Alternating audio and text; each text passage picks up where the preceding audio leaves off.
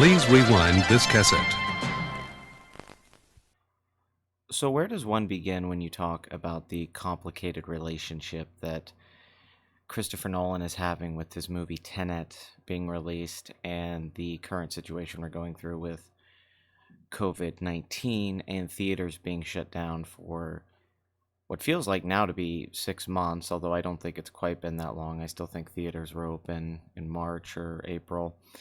Um, I know there were some theaters around here open. There was a local art house theater here that was showing Wes Anderson movies and so on. So I know theaters aren't closed down everywhere, and of course there's the drive-in. I haven't talked about Tenet a lot because, well, the trailers came out and I was going to react to a couple of them, and I was going to talk about the box office and so on. But then it became clear that the movie was going to keep getting pushed back and pushed back. And then it seemed pretty set that we were going to get this July release date. In fact, I think a lot of us were hopeful that just in general, July, there was going to be some return to normalcy in our lives, that we weren't going to continue to be in a serious lockdown, that cases were going to go down, and that we were going to be able to go out to eat more, we were going to be able to go back to bars. But now that LA's closing everything down again, Texas has had a spike in cases, Florida's had a spike in cases, and things are even shutting down here in Ohio. I'm going to say that there's a good chance we don't see Tenet this year. And I don't really know how to feel about that because, I spent a lot of time, digging into this movie. I watched the prologue.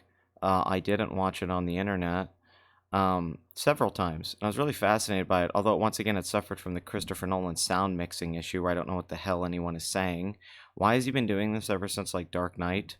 Dark Knight, Interstellar, all these movies have scenes where you can't hear the dialogue, the music, or the sound is just too high, and yet these movies always win sound mixing Oscars. Really confusing. And I had that with the prologue. I couldn't make out what a lot of the dialogue was. I knew, we live in a twilight world. Also, it's just sort of a convoluted sequence, and I don't mean that as a negative. It's just sort of hard to piece it together exactly what's happening. Although I have an idea that perhaps the movie itself is a palindrome, so the prologue is the beginning and the ending of the movie, and they somehow meet in the middle, and that has something to do with the premise of time inversion. Because the second trailer was pretty exciting. That first trailer was good, but that second trailer, you really get a sense of the bromance between Robert Pattinson and John David Washington, which is something I think Christopher Nolan's underrated at. I think Inception really gets by on, like, Tom Hardy and Joseph Gordon-Levitt's banter. I think he should do more of it. I would prefer if Nolan embraced more of the blockbuster Spielberg side of himself, that he can have fun character back and forths and camaraderie during these big set pieces that he executes so well. Instead, he gets really dense with these plots and narratives. And sometimes I think it overwhelms the joy of some of his movies, even though I think Dunkirk was a total return to form, and I think it's one of his best movies, if not his best movie. So it's nice to have this follow-up, which does look like the new Inception, and then a lot of people thought it was an Inception sequel. So I could talk about that. I could talk about the theories about what's the red room and the blue room, Kenneth Branagh's character, how the film is structured, all sorts of those things. But I'm not going to go into any of that because I think half of us have it figured out already, like we did with a lot of other Christopher Nolan films. I already knew a lot about Inception before I saw it, just putting pieces together. And then the other half, I just want to be surprised. But Nolan, was stubborn, like, I'm releasing this fucker in July, we're going to bring theaters back. And he's even refusing an international release in countries where they have less cases, which I think has a lot to do with testing, to be honest. I think we test more here. But at the same time, he's like, no, American theaters are hurting. So it's a really altruistic uh, place to be in for Christopher Nolan, where he seems to be. There's an idea in my head that, like, oh, maybe this will open in July. Nobody's been to the movies in months, and then this movie will make $1 billion because it's the only movie that'll be in theaters. And even with the social distancing, with the capacity limits, that's going to be the only movie playing at all the screens at AMC and so on. But, it seems like now when they pushed it back to August, that was the real deadly thing. And then there's the argument about putting it on streaming, which is controversial because a lot of people don't want this movie to be put on a streaming service. I know Christopher Nolan doesn't want to do that. And then he also gets the 20% gross up front. So it's going to be hard for this movie to make money. We'll just put it that way. This might be the first Chris Nolan bomb outright. He's had some movies that haven't done well as others. I think The Prestige just made $100 million worldwide on a $40 million budget. But for the most part, all of his films have been huge hits ever since the the Dark Knight wave where he became an A-list director across the board. Uh, I'm I'm nervous about this because I almost don't want to say it, but I feel like at this point it would be better just to release it on HBO Max and on a streaming service, which I know a lot of people would say is just heresy to say, but release it in limited amount of theaters. You can release it in drive-ins, release it in international markets, and then put it on HBO Max after, a couple months and see what happens. You're going to take a hit no matter what you do. Either this film opens and it opens to like 30 million and it bombs and it loses money because this is a $200 million movie, or you release it on HBO Max. It helps bring subscribers to that platform, which has a lot of things going for it. It's got the best movie library out of any of the streaming services. It's got every HBO show. They are hyping up some big stuff coming down the pipeline, like the Zack Snyder director's cut of Justice League, which I don't really think as many people are as excited for that as WB is hoping for. But what the hell? Might as well try it. Um, I guess my thing with this is I would just say, at this point, I'd rather see the movie because I would like something new. Just watching Palm Springs a week ago, I was like, God, it's so nice to see a new movie. And that movie really fit streaming. And then watching Hamilton, it was like, wow, this is all really nice to like watch new stuff go on these streaming platforms. And I think that's just kind of where we're heading anyway. I know that I'm not calling Christopher Nolan or Tarantino a dinosaur because movies still make billions of dollars. Avengers Endgame last year made $3 billion.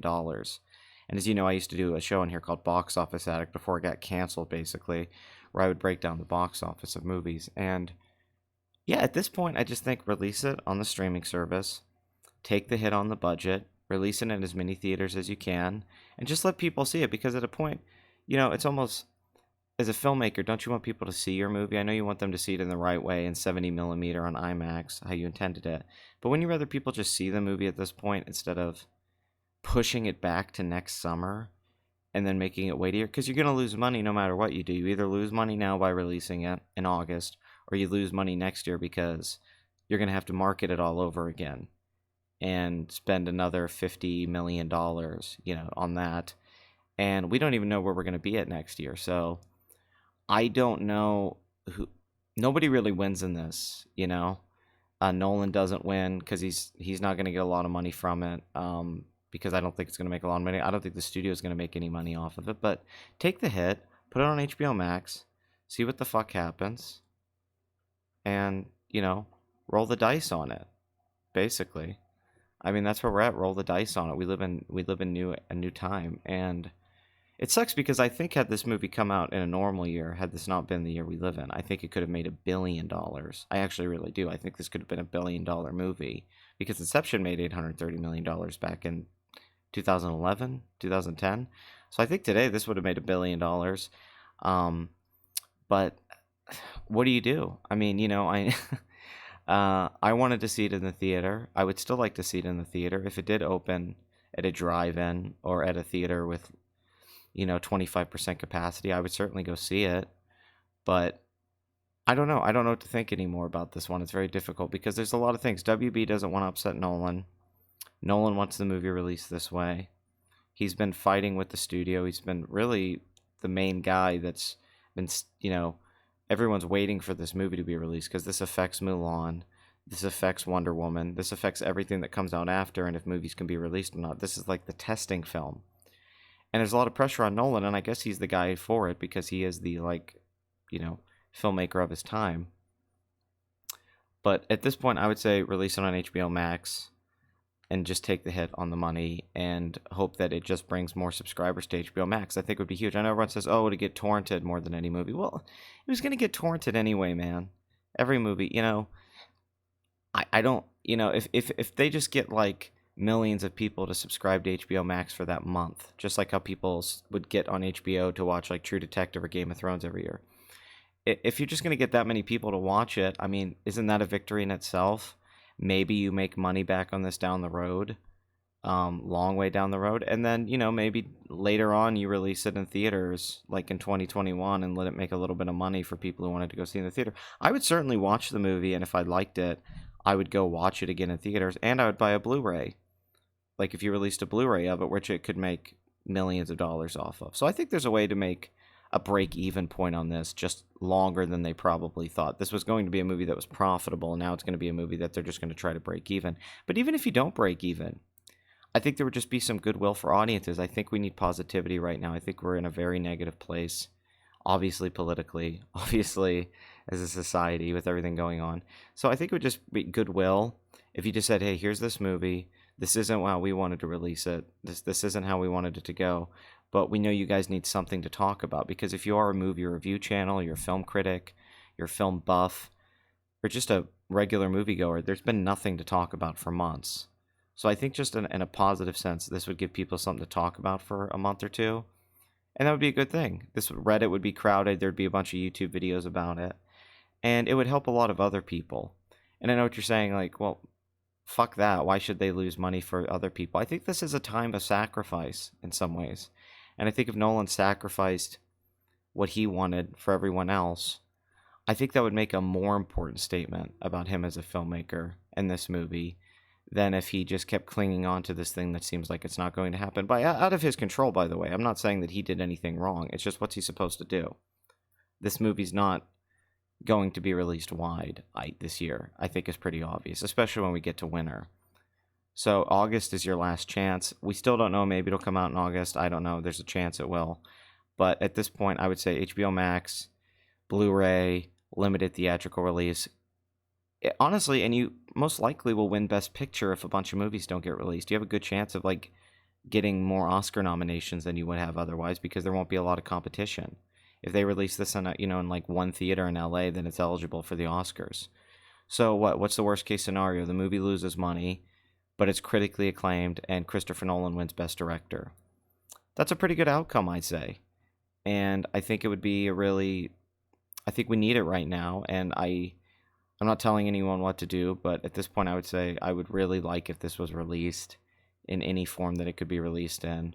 Otherwise, just say, hey, we're not releasing it, it's not coming out to next year, because I'm really getting sick of the cock tease of this movie, where I was hyped for it all year, and then they keep saying it's coming to theaters, which was this exciting moment in the second trailer, but it's not. I just, it's at this point where I'm just sick of being teased about it. It's just become depressing. It's another depressing disappointment in a year of depressing disappointments where everyone's like, well, things are going to get better, and they don't. They just get worse. So why don't things get better for once? Why not give us the thing that we want and make us happy? It's just an unfortunate thing. I think a lot of people are going to have to take a hit this year. It's going to be funny if Bad Boys for Life ends up being the highest grossing film of 2020. That's going to be really funny. So I'm going to enjoy that if that's what ends up happening at the end of the year. And then all the other movies I would just push back. Wonder Woman, I think, can wait till 2021. Mulan can wait till 2021. I think Tenet has to come out. I think they've just done too much with the marketing, the trailers, the basketball spots. I think that's just been too much. You can't push this movie at this point. And it's just been too much talk about it. But then there's the ramifications. If it does just go to streaming, does that show us that that's where we're at right now? The theaters will go bankrupt, and movies are going to be released directly to streaming now, and that'll affect budgets. I don't know. It's a moral quandary, like the moral quandaries that Christopher Nolan's films often deal with. So I don't really have the answer, but I would say go for the best case scenario. You win a few Oscars. Movie does well on HBO Max. It breaks some kind of streaming record for the platform. Maybe is one of the biggest stream movies ever, which I think is easily possible. I easily could see this being huge immediately. Clearly everyone watched Hamilton, so I don't know. And also at that point, it'll save them money because they already own the movie, so they can just put it on there. They don't have to buy the movie or anything. And just, pay Nolan. Just give him like his $20 million and say, hey, here, we're going to release it, sorry. And if it makes any profit down the road, he gets money off of that. And that's the situation I think they're in right now. But tell me what you think. What do you think? Do you think they should release it in streaming? Do you think it should be a theatrical release? Do you think they should push the movie back? I don't really know anyone has the answer. I've seen everyone debate this, but at this point I would say the best option is to just release it any way you can. And because we need art. We need art to help us get through the bane of our existence and what we're going through right now. And I think nothing would be more perfect than a huge blockbuster I would even rent the movie. If you want to charge like $15, $20 to rent the movie, I think that would also work, and you could make money. That Trolls movie made like $100 million. Why couldn't this movie make $350, $400 million off rentals. I think there's other ways to make money. In this new era where we're at, you have to find new revenue streams. Like restaurants are like, okay, we're more about takeout now than we are dining in. I think you have to think, okay, how can we make money in different ways as opposed to the theatrical experience, which is something they're going to have to figure out, and I'm sure they are trying to figure out.